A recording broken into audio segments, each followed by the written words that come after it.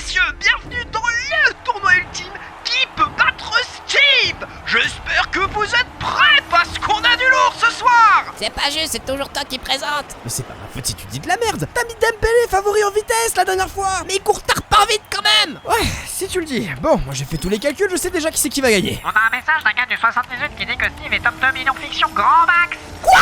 Mais c'est qui cet enculé?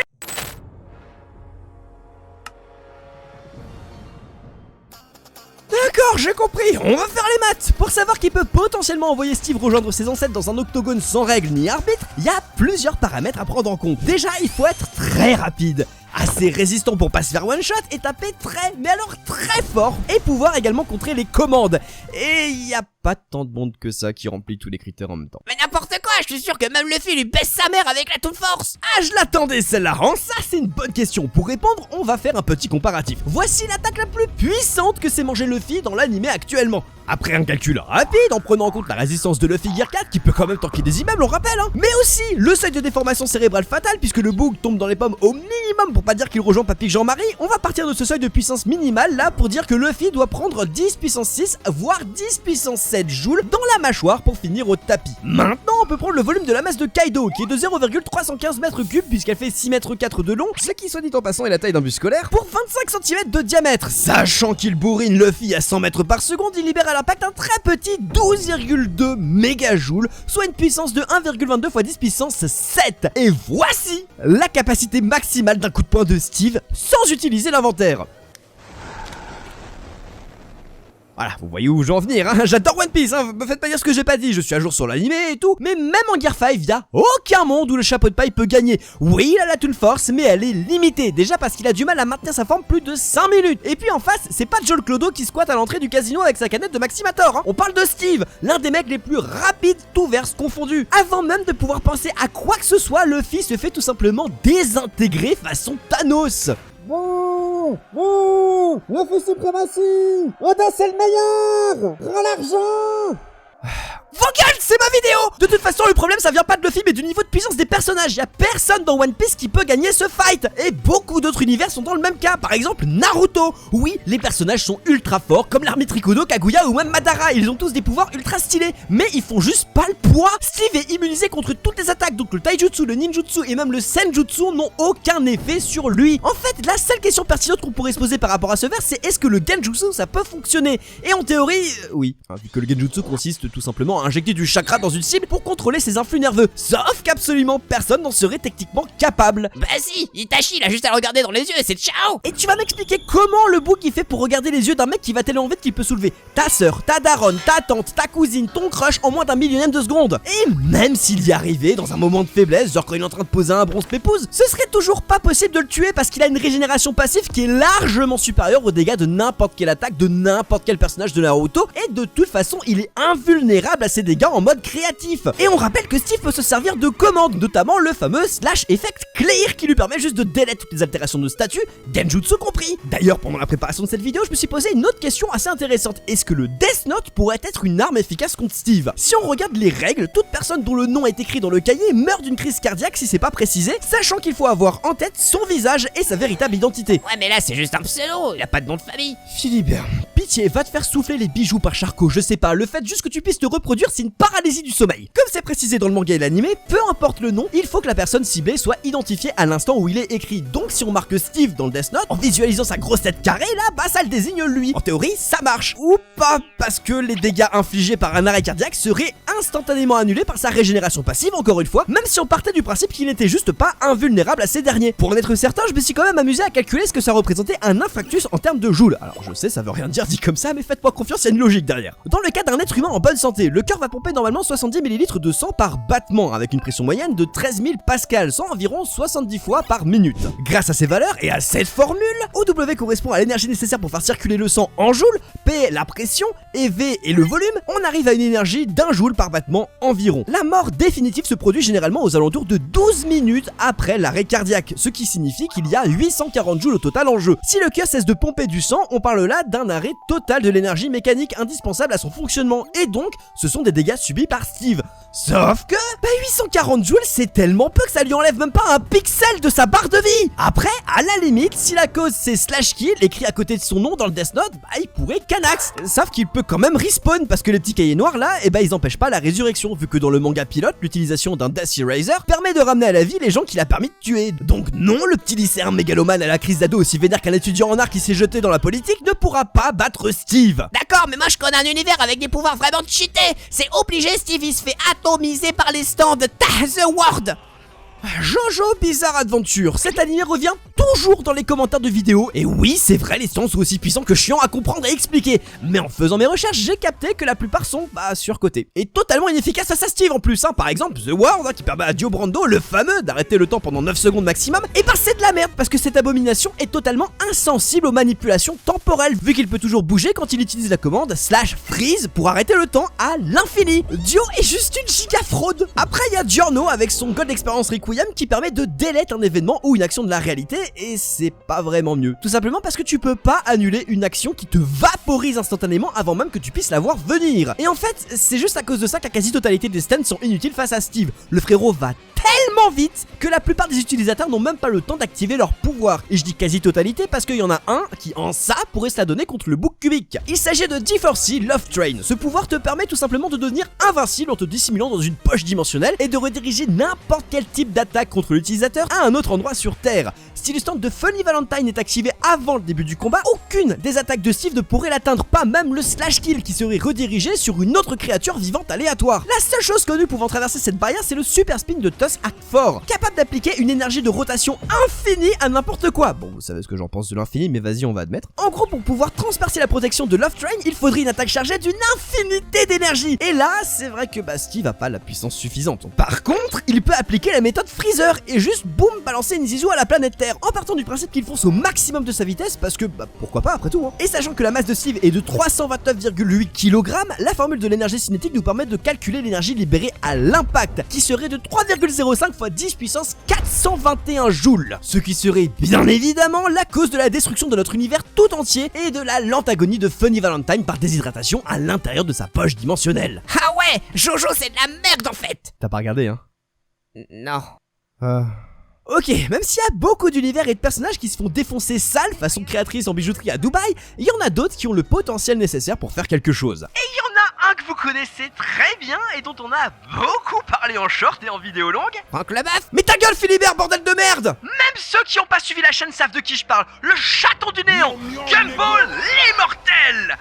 Ouais, désolé, j'ai commencé à jouer à Elden Ring il y a 2 jours et je suis peut-être un petit peu matrixé. Mais ce qui est sûr, c'est que c'est un adversaire de taille. Je rappelle quand même que le bouc possède une résistance suffisante pour tanker le putain de Big Bang sans une seule égratignure, alors que ce dernier a quand même libéré 7,42 x 10 puissance 112 watts d'énergie environ. Et en plus, il peut se régénérer instantanément même s'il se fait désintégrer. Steve de son côté peut respawn, mais est beaucoup moins résistant sur le papier vu qu'il peut encaisser au maximum 1,3 x 10 puissance à 23 newtons de force avant de Canax. Sauf qu'il est invulnérable à quasiment toutes les attaques existantes, comme on l'a dit plus tôt. La question est donc, est-ce qu'ils ont la capacité de se tuer mutuellement de manière définitive? Pour Steve, c'est un non, il a pas les pouvoirs nécessaires pour éliminer Gumball définitivement. Par contre, il pourrait le tuer en boucle de manière différente à chaque fois, en le spammant de /kill, en lui fonçant dessus à pleine vitesse, en le tabassant à main nue pendant quelques heures par exemple. Mais grâce à ses capacités de régénération extrême, Gumball finirait toujours par revenir. Et justement, Gumball, lui, a les moyens de se débarrasser de Steve une fois pour toutes. Non, si, je vous jure, souvenez-vous qu'il peut ignorer les réalités qui ne lui conviennent pas en clignant des yeux. Techniquement, il pourrait tout à fait créer une nouvelle réalité où le frérot avec son t-shirt bleu n'existe pas. Ça nécessiterait de briser toutes les liaisons moléculaires, de séparer les atomes en électrons, protons et neutrons, de désassembler les neutrons en quarks, qui sont les composants de la matière les plus petits qu'on connaisse un jour. Oui non, je sais, c'est pas vrai, il y a aussi les bosons, mais c'est pas le sujet et sinon la vidéo elle ferait 7 heures. On peut calculer l'énergie nécessaire à cette destruction universelle en partant du principe que notre réalité se limite à l'univers observable, donc que l'entropie globale est estimée à 10 puissance 104 selon la constante de Boltzmann. Et en utilisant le principe de Landauer,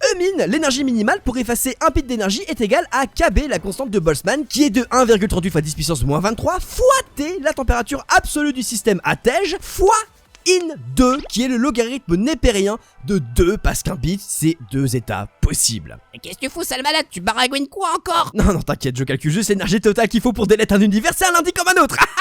Donc Pour réécrire l'intégralité de notre réalité en 0,1 seconde, parce que c'est le temps qu'il faut, la quantité d'énergie se calcule avec ces deux formules, que je vais pas lire parce que j'ai la flemme, mais le résultat est titanesque, c'est 2,6 fois 10 puissance 82 watts. Et encore, ça c'est si Steve il est immobile, parce que s'il bouge, et bah c'est encore une autre histoire. Mais ça, bah c'est dans la théorie, parce que dans les faits, Gumball est quand même sacrément con. Il a beau posséder la vraie Toon Force, hein, pas la version Wish de Luffy, il s'en sert bah quasiment pas vraiment, ou alors un petit peu au pif. Surtout qu'il sait l'utiliser, hein, mais c'est juste qu'il en a pas vraiment conscience, donc ça le nerve énormément. C'est pour ça qu'un duel entre ces deux erreurs de la nature finirait en match nul.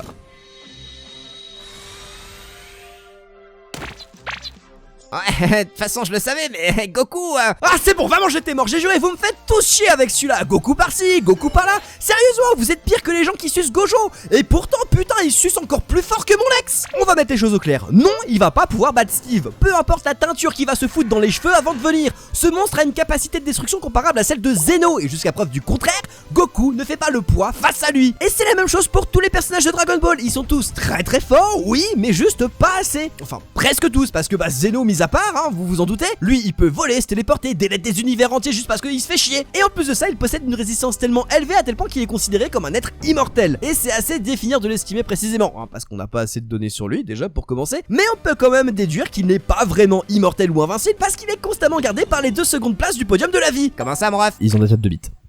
Voilà. Donc oui, Zeno est puissant, mais il est pas invulnérable. Et se prendre un coup capable de faire péter l'espace-temps, bah même si on est tanky, ça fait quand même très très mal. Après, d'un autre côté, sa capacité d'effacement pourrait totalement one-shot Steve, hein. C'est un combat plutôt serré. Non, en fait, non, c'est pas du tout serré. Zeno, il met 2 secondes à lancer son attaque. Vous voyez pas le problème quelque part? Ah non, c'est super rapide, il est où le problème? Je sais même pas pourquoi je pose la question. Pour que ce soit plus clair, on va calculer tout ce que peut faire Steve pendant ce temps. Il va à 4,3 fois 10 puissance 209 mètres par seconde. Il n'y a pas de phase d'accélération, c'est-à-dire qu'il passe de 0 à sa vitesse maximale instantanément. Donc même s'il n'était qu'à 1 seul centimètre de sa cible, lui foncer dessus aurait exactement le même effet que s'il avait pris de l'élan. Avec cette formule, on arrive à la conclusion que Steve peut frapper Zeno 2,15 fois 10 puissance 211 fois avant qu'il puisse utiliser son effacement. L'énergie libérée serait alors de 6,6 fois 10 puissance 632 joules. À ce stade-là, il détruit pas juste la version Eco Plus de Bill du Big Deal, il le malaxe tellement fort qu'il crée un univers où sa daronne a préféré l'avaler pour son propre bien. Et rappelez-vous qu'on parle juste de sa vitesse de marche, on prend pas en compte sa force dans les calculs. En ça, ce VS était plutôt intéressant, mais le DBverse dans son intégralité n'est juste pas au niveau. Non mais même si les personnages de Dragon Ball se font exploser, y a personne qui peut le battre, même Saitama il a aucune chance. Et bah c'est une bonne question ça, on sait que notre chauve préféré est extrêmement puissant et qu'il peut augmenter sa puissance de manière exponentielle en plein combat jusqu'à devenir plus fort que ses adversaires. Mais est-ce que c'est suffisant? À son prime, pendant son combat contre Garo Cosmic, l'impact de leurs 2 coups est tellement puissant qu'il a littéralement fait un trou dans l'univers, libérant au passage 8,62 fois 10 puissance 65 joules d'énergie cinétique. C'est 4,31 fois 10 puissance 65 joules par coup. On peut plus ou moins estimer la durée de leur combat à 1 minute vu leur vitesse démentielle, et avec ces données, on peut calculer le temps que mettrait Saitama avant d'égaler la puissance de Steve avec ses 3,05 fois 10 puissance 421 joules. Ouais, je pourrais m'amuser à détailler chaque partie du calcul parce que en ça, c'est pas si compliqué que ça. Oui, bon, c'est compliqué, ok. L'énergie d'arrivée pour Saitama est égale à l'énergie de base fois l'exponentielle d'alpha, qui est le taux de croissance de Saitama fois la fonction logarithmique du temps plus 1, qui est égale à la puissance de Saitama de base fois t plus 1 puissance alpha. Eh vas-y, pourquoi tu fais le show comme ça? En gros, c'est la formule pour dire que le ref va devenir de plus en plus fort au fur et à mesure du temps. Sauf que si on part d'une base 10, où il est tout calme, tout gentil pour alpha, ça mettrait 1,26 fois 10 puissance 28 ans, soit 10 puissance 8 fois le nombre d'atomes qu'il y a dans notre univers, à ce qu'il arrive à la puissance de Steve. Mais si on monte le ratio à 50, on passe à 317 ans. Si on le monte à 100, on passe à 1 heure. Si on le passe à 200, on passe à 1 minute. Et si on passe à 400, genre il est ultra déter, ultra énervé par exemple, on passe à 8 secondes. Il faudrait 8 secondes à Saitama à son prime pour égaler Steve. 8 secondes! Alors c'est pas mal hein, mais c'est quand même beaucoup trop long parce que pendant ce temps-là, Steve pourrait littéralement le faire disparaître de la réalité en le tabassant au max de sa vitesse comme avec Zeno. Le chauve est hors jeu. Mais du coup, c'est quoi le secret pour battre Steve? Bah, il faut être multiversel, avoir une influence sur la causalité, la réalité ou l'âme. Bref, avoir un des pouvoirs complètement cheatés qui serait un enfer à calculer. Ou alors faire partie du Discord, vu à quel point la communauté est déter. D'ailleurs, le lien est en description si jamais ça vous intéresse. Bon, tu vas nous parler d'antispiral un jour ou t'attends qu'on vienne te péponta, la brésilienne du bois de Boulogne? Oui, c'est bon, j'ai compris, j'ai juré, vous avez tellement forcé avec lui en commentaire depuis le début de la chaîne qu'on était obligé d'en parler. Antispiral, c'est un être abstrait, métaphysique qui règne sur absolument tout ce qui existe. C'est une pensée matérialisée, c'est-à-dire qu'il a pas de corps à proprement parler, donc aucune attaque physique ne fonctionne contre lui. Il est omniprésent dans le multivers et possède donc théoriquement une vitesse infinie.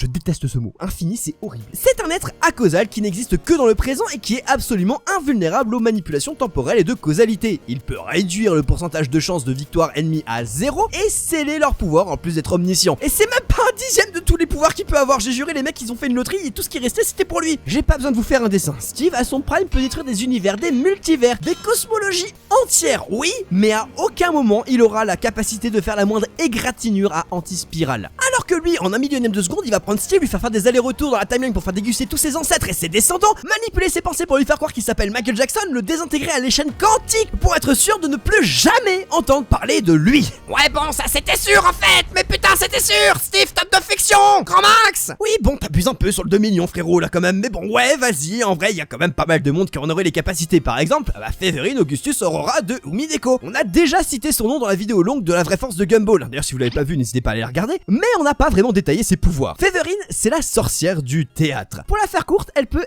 écrire des réalités comme on rédige un putain de roman. C'est un être abstrait, comme anti-spirale, donc il y a aucune attaque qui peut vraiment l'atteindre. Elle possède une immortalité transcendantale, c'est-à-dire qu'elle existe en dehors des plans où elle pourrait théoriquement être tuée. Même effacer complètement son existence, ça sert à rien contre elle. Dites-vous qu'il y a des moments où elle se fait tellement yèche dans sa vie, parce qu'elle a vécu trop longtemps par exemple, qu'elle va se tuer, puis se ressusciter, juste pour tuer le temps. Et comme si ça suffisait pas, sa vitesse dépasse même le principe de la vitesse, et son pouvoir, Red Truth, lui permet de nier l'existence de n'importe qui. Face à Steve, la question c'est pas de savoir si elle peut le battre, c'est plutôt de savoir quelles seraient les capacités qu'elle va utiliser pour le fumer. C'est pas Steve qui est faible dans ce cas-là, c'est juste qu'à ce niveau-là, il y a plus grand monde qui peut faire quoi que ce soit en fait.